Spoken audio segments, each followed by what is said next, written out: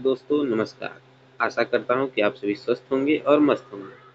जैसा कि हमने पिछले वीडियो में देखा कि सभी जीवधारी की जो संरचनात्मक और कार्यात्मक इकाई होती है वो कोशिका होती है। सभी जीव कोशिका से मिलकर बने होते हैं और कोशिका की खोज रॉबर्ट हुक ने सन 1665 में की। और इस सब चीज़ों पर हमने चर्चा की और बहुत सारे ऐसे एक कोशिकीय जीवों के बारे में जाना और बहुकोशिकीय जीवों के बारे में जाना और कोशिका संरचना के बारे में हम लोग ने बात किया। अब इसके आगे बढ़ते हैं और जानते हैं। अब देखते हैं आगे की वीडियो। कुछ जीवों में विभिन्न प्रकार की कोशिकाएं भी हो सकती हैं। निम्नलिखित तस्वीरों को देखें। ये मानव शरीर की कुछ कोशिकाएं हैं। यहाँ पर सामने आप देख सकते हैं सबसे पहली कोशिका जो दी गई है, ये दी गई है चिकनी पेशी कोशिका। पेशी कोशिका यानी कि हमारी मांसपेशियां जिसकी बनी होती है।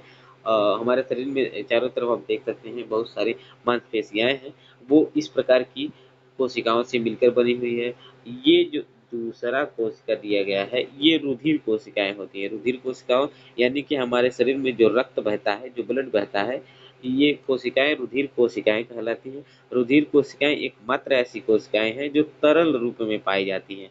उसके बाद दिया है तंत्रिका कोशिका। तंत्रिका कोशिका में यहाँ कुछ मिट गया है। यहाँ पर छोटे छोटे ऐसे एक्सॉन पाए जाते हैं। सॉरी, यहाँ पर छोटे छोटे एक्सॉन पाए जाते हैं जो एक दूसरे से अटैच रहते हैं और यहाँ ये तंत्रिका का रूप लेते हैं। ऐसे कुछ ऐसे चित्र बने रहते हैं, ठीक है। ये तंत्रिका कोशिका है। उसके बाद आप देखेंगे अंडाणु और ये शुक्राणु है और ये अस्थि कोशिका। अस्थि यानी हमारे हड्डियां जिससे बनी हुई है, ये अस्थि कोशिका। उसके बाद आप देखेंगे वसा कोशिका। ये सारी जो कोशिकाएं हैं ये मानव शरीर में पाई जाने वाली विभिन्न कोशिकाएं हैं, ठीक है। हमारे मानव शरीर में जो कोशिकाएं पाई जाती हैं वे सारी कोशिकाएं हैं। इनके बारे में हम चर्चा करते हैं, ठीक है। अब आगे चल के हम देखते हैं कि कोशिकाओं की आकृति तथा आकार उनके विशिष्ट कार्यों के अनुरूप होते हैं। हम जैसा कि अभी आप लोगों ने देखा कि विभिन्न कार्यों के लिए विभिन्न प्रकार की कोशिकाएं हैं। जैसे अब मांसपेशियाओं के लिए मांसपेशियां शरीर में क्या करती हैं, अट्रैक्शन यानी कि जुड़ती हैं और सिकुड़ती हैं और फैलती हैं। फैलना और सिकुड़ना किसी काम को करने के लिए, चलने या फिरने के लिए हम अपने पैर को मोड़ते हैं। तो इन सारी क्रियाओं के लिए मांसपेशियाओं का बहुत बड़ा योगदान है। ये सारी क्रियाएं जो होती हैं वो हमारी मांसपेशियाओं की कोशिकाओं में होती हैं, ठीक है। अब कुछ कोशिकाएं अपना आकार बदलती रहती हैं जैसे एक कोशिकीय अमीबा। अब हम आपको इसको एक चित्र के माध्यम से बताएंगे, ठीक है। एक कोशिकीय अमीबा। अमीबा का चित्र कैसे होता है, मान लीजिए ये ऐसे करके ऐसे ऐसे होता है। ये क्या करता है, ये अपना जो आकार है वो लगातार बदलता रहता है, ठीक।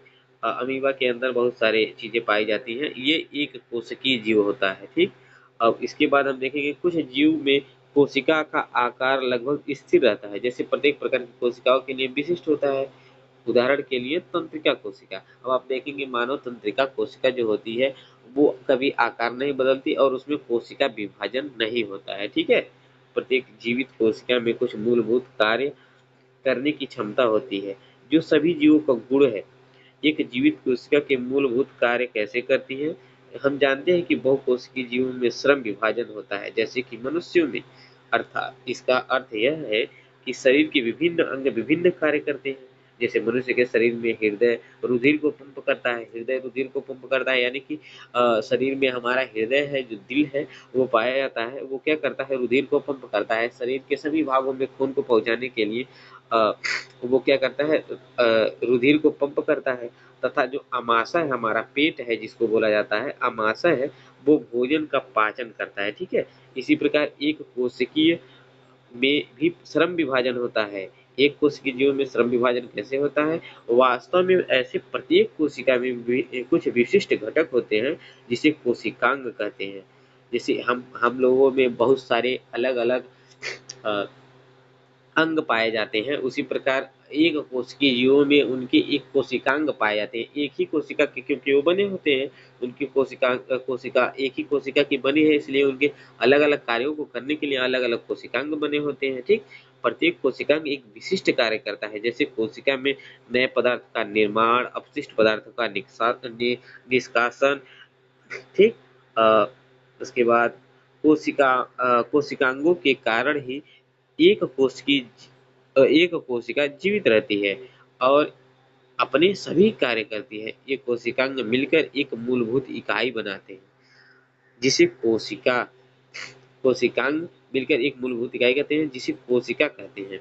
यह बड़ा रुचिकर है कि सभी कोशिकाओं में एक ही प्रकार की कोशिकांग होते हैं। इसमें कोई फर्क नहीं पड़ता है कि उसके कार्य क्या हैं अथवा वो किस जीव में पाया जाता है। अब हम देखेंगे आगे 2 प्रश्न दिए गए हैं। इनका उत्तर आप कमेंट बॉक्स में कीजिएगा। कोशिका की खोज किसने की और कब की? अब कोशिका जीवन की संरचनात्मक और क्रियात्मक इकाई क्यों कही जाती है? ये चीजें आप लोगों को बता दी गई है, आप लोग कमेंट में बता सकते हैं। इसके बाद हम लोग जानेंगे कि कोशिका किससे बनी होती है, कोशिका का संरचनात्मक संगठन क्या है। हमने देखा कि कोशिकाओं में विशिष्ट घटक होते हैं, जिन्हें कोशिकांग कहते हैं। कोशिका कैसे संगठित होती है, ये सारी चीजों को हम जानते हैं, ठीक है। अभी यदि हम कोशिका का अध्ययन सूक्ष्मदर्शी से करें तो लगभग प्रत्येक कोशिका में 3 गुण दिखाई देते हैं, जैसे जैसे प्लाज्मा झिल्ली, केंद्रक तथा कोशिका द्रव। इससे पहले वाले वीडियो में आप लोगों को बताया था कि केंद्रक की खोज किसने की। ये सारी चीजें आप लोग ध्यान दीजिए, ठीक। कोशिका के अंदर होने वाले समस्त क्रियाकलाप तथा उसकी बाह्य पर्यावरण से पारस्परिक क्रियाएं इन्हीं गुणों के कारण संभव है। आओ देखें कैसे, ठीक है। अब इसके बाद हम लोग देखेंगे कि प्लाज्मा झिल्ली तथा अथवा कोशिका झिल्ली, ठीक। यह कोशिका की सबसे बाहरी परत है जो कोशिका के घटकों को बाहरी पर्यावरण से अलग करती है। प्लाज्मा झिल्ली कुछ पदार्थों को अलग अथवा बाहर आने जाने देती है। यह अन्य पदार्थों की गति को भी रोकती है। कोशिका झिल्ली को इसलिए वर्णनात्मक पारगम्य झिल्ली कहते हैं। कोशिका में पदार्थ की गति कैसे होती है, पदार्थ की कोशिका कैसे बाहर आती है। कुछ पदार्थ जैसे कार्बन डाइऑक्साइड अथवा ऑक्सीजन कोशिका झिल्ली की आर पार विसरण प्रक्रिया द्वारा आ जा सकते हैं। हम पिछले अध्याय में विसरण की प्रक्रिया के विषय में पढ़ चुके हैं। हमने देखा कि पदार्थ की गति उच्च सांद्रता से निम्न सांद्रता की ओर होती है। कुछ इसी प्रकार की प्रक्रिया कोशिकाओं में भी होती है। उदाहरण के लिए जब कुछ पदार्थ जैसे CO2 जो एक कोशिकीय अपशिष्ट है, इसका निष्कासन आवश्यक है। निष्कासन का मतलब होता है कि शरीर से बाहर निकालना, यानी कि ये अपशिष्ट पदार्थ है ना, ये शरीर में रहेगा तो कहीं ना कहीं नुकसान पहुंचाएगा, तो इसको बाहर निकाला जाता है। तो ये कैसे निकलेगा? कोशिकाओं में एकत्र हो जाती है, ठीक है। CO2 जब कोशिका में एकत्र हो जाती है तो इसकी सांद्रता क्या होगी? ये बढ़ जाएगी। और कोशिका के बाह्य पर्यावरण में CO2 की सांद्रता कोशिका में स्थित CO2 की सांद्रता की अपेक्षा कम होती है। जैसे ही कोशिका के अंदर और बाहर CO2 की सांद्रता में अंतर आता है, उसी समय उच्च सांद्रता से निम्न सांद्रता की ओर विसरण द्वारा कोशिका से CO2 बाहर निकल जाती है। इसी प्रकार जब कोशिका में ऑक्सीजन की सांद्रता कम हो जाती है तो O2 बाहर से कोशिका के विसरण द्वारा अंदर चली जाती है। अतः कोशिका तथा बाह्य पर्यावरण में गैसों की आदान प्रदान में विसरण एक महत्वपूर्ण भूमिका निभाती है। जल में विसरण के नियमों के अनुकूल व्यवहार करता है। जब जल के अणुओं की गति जब विभेदक वर्णनात्मक पारगम्य झिल्ली द्वारा हो तो उसे परासरण कहते हैं। प्लाज्मा झिल्ली से जल की गति जल में घुले पदार्थों की मात्रा के कारण भी प्रभावित होती है। इस प्रकार परासरण की क्रिया में जल का नेट विसरण एक विभेदक वर्णनात्मक पारगम्य झिल्ली के उच्च विलयन सांद्रता की ओर होता है। यदि हम किसी जंतु की कोशिका अथवा पादप कोशिका को शक्कर अथवा नमक में विलयन में रखें तो क्या होगा? ये सारी चीजों के बारे में हम अभी जानते हैं, ठीक है।